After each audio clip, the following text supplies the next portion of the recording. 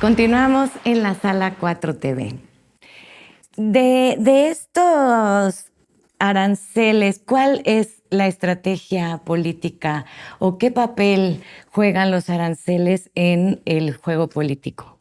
Sí, bueno, yo lo que pienso es que los aranceles tienen esta funcionalidad en el gobierno de Trump de funcionar como una arma política para intentar obligar a otros gobiernos del mundo a hacer lo que él quiere. Básicamente, en el caso de Canadá y en el caso de México, ha sido imponer una agenda de seguridad con el tema del fentanilo, ha sido imponer también una agenda de migración para evitar que los inmigrantes sigan yendo a su país y ha dicho, si no cumples con estas tareas, te voy a poner aranceles, ¿no? Entonces, por un lado, digamos, saca de su país un tema que ellos tienen que resolver, que es el asunto del consumo de una droga que mata, digamos, a cerca de 100,000 estadounidenses al año. Es un tema de ellos que tiene que ver con sus patrones de consumo, con la decadencia de su propia civilización, con la decadencia de sus propios valores, con la exacerbación de una situación de desigualdad y de descomposición social.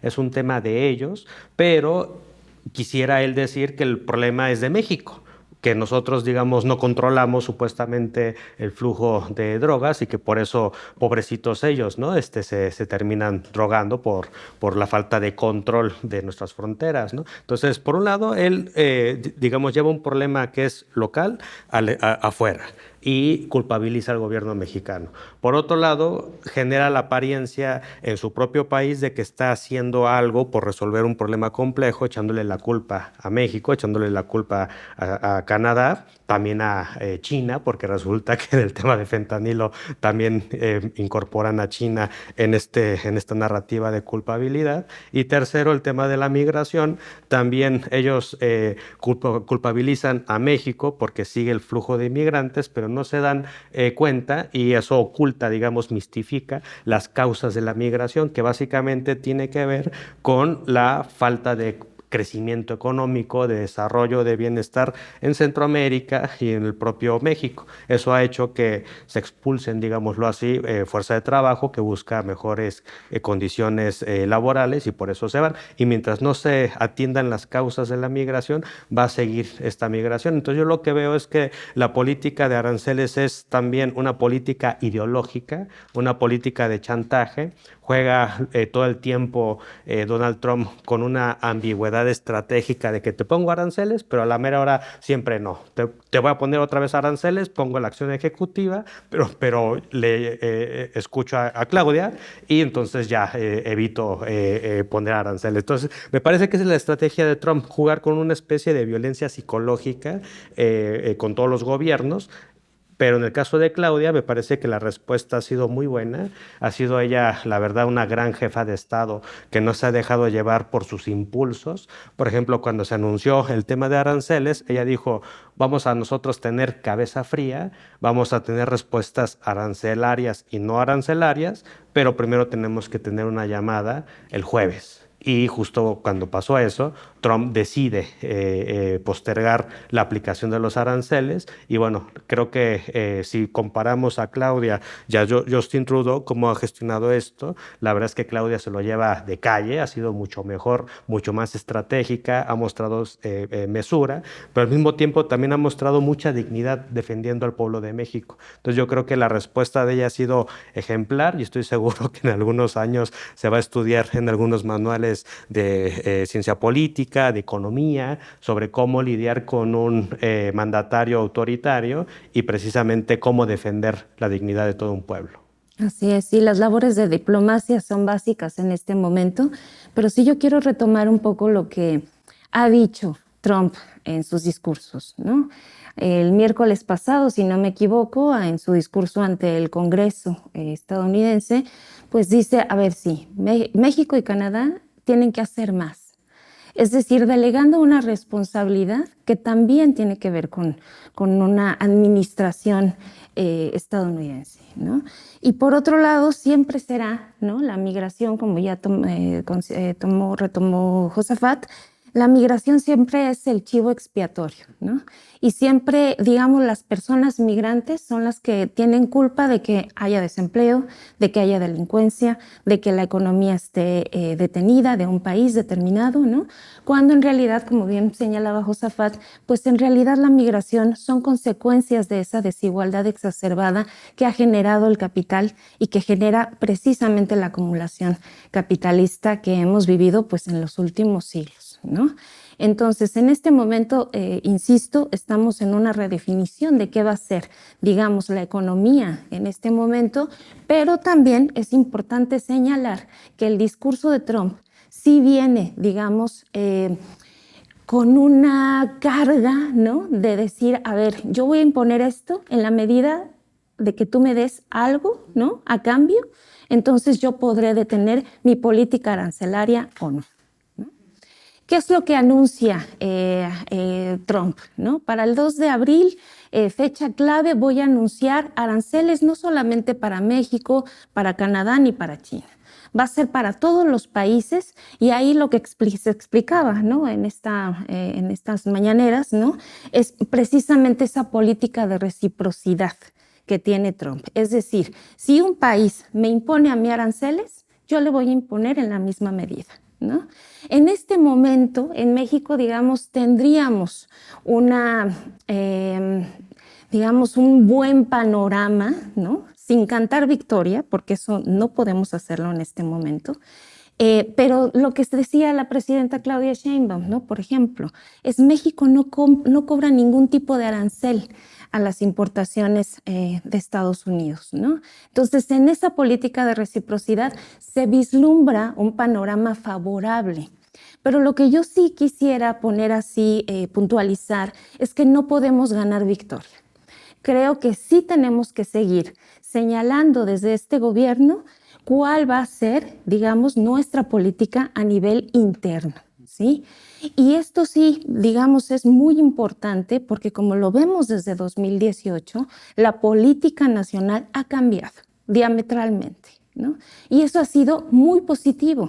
Y esto también creo que, bueno, más bien me parece que es muy importante traerlo a colación.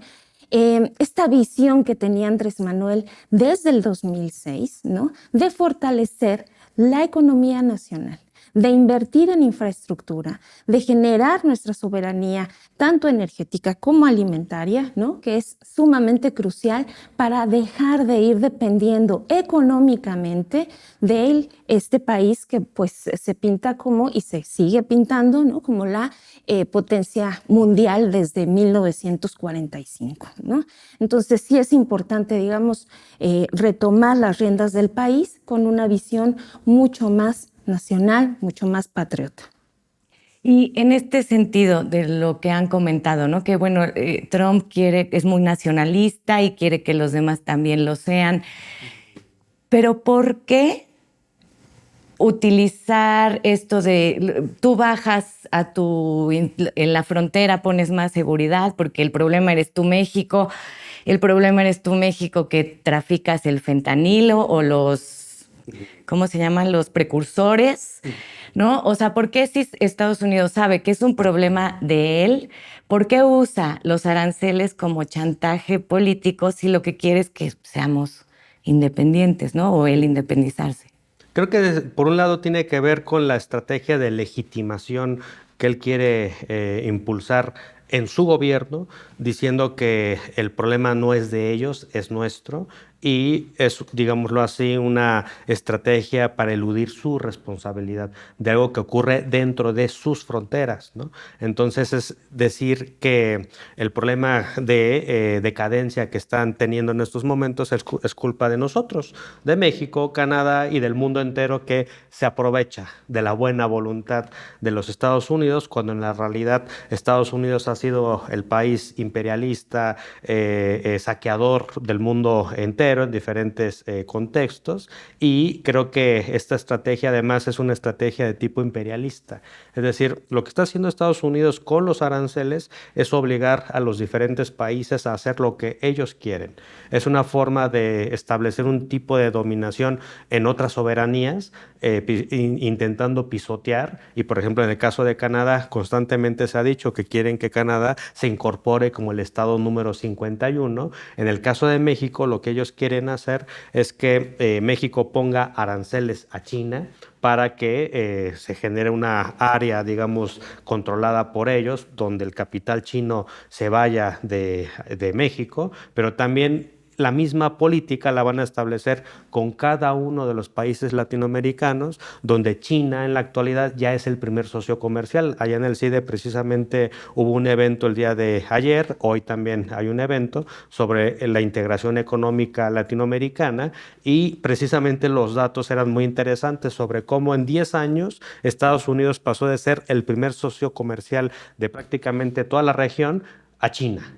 O sea, es decir, China es el primer socio comercial de la mayor cantidad de países latinoamericanos. En el caso de México es nuestro segundo socio comercial, a pesar de que no tenemos un tratado de libre comercio con ellos. Entonces, lo que va a querer hacer Estados Unidos es, con la política de aranceles, tratar de sacar, digamos, el capital chino que está en nuestro país. Ellos nos quieren decir con quién sí y con quién no debemos de comerciar, y a su vez lo que van a tratar de generar es un mayor control en el Canal de Panamá, Groenlandia, las economías latinoamericanas, porque se viene una reedición desde mi punto de vista de una nueva doctrina Monroe aplicada a las condiciones del siglo XXI en un mundo multipolar. Y en el caso de China, pues China es un país que está en términos económicos imparable, y en ese contexto Estados Unidos tiene esta estrategia neoimperialista para restituir su hegemonía global, pero desde mi punto de vista no lo van a conseguir porque está imparable China. O sea, realmente con el tema de aranceles solamente van a intentar revertir una tendencia, pero no se va a poder, porque China está en ese contexto imparable en términos económicos, tecnológicos, incluso hasta políticos. Sí, pues ya también lo señalaba, ¿no? No recuerdo el nombre del ministro chino, ¿no? De China, que señalaba, pues con China no se negocia, ¿no? Con estas políticas de chantaje. Nosotros somos un país soberano y por lo tanto nos tendremos que tratar como iguales.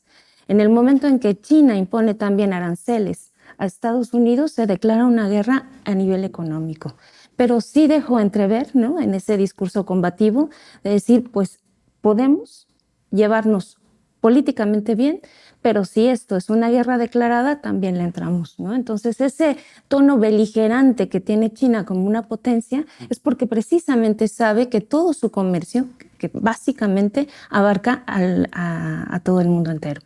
Uh-huh. Y respecto a lo que va a hacer México, vamos a seguir platicando a continuación.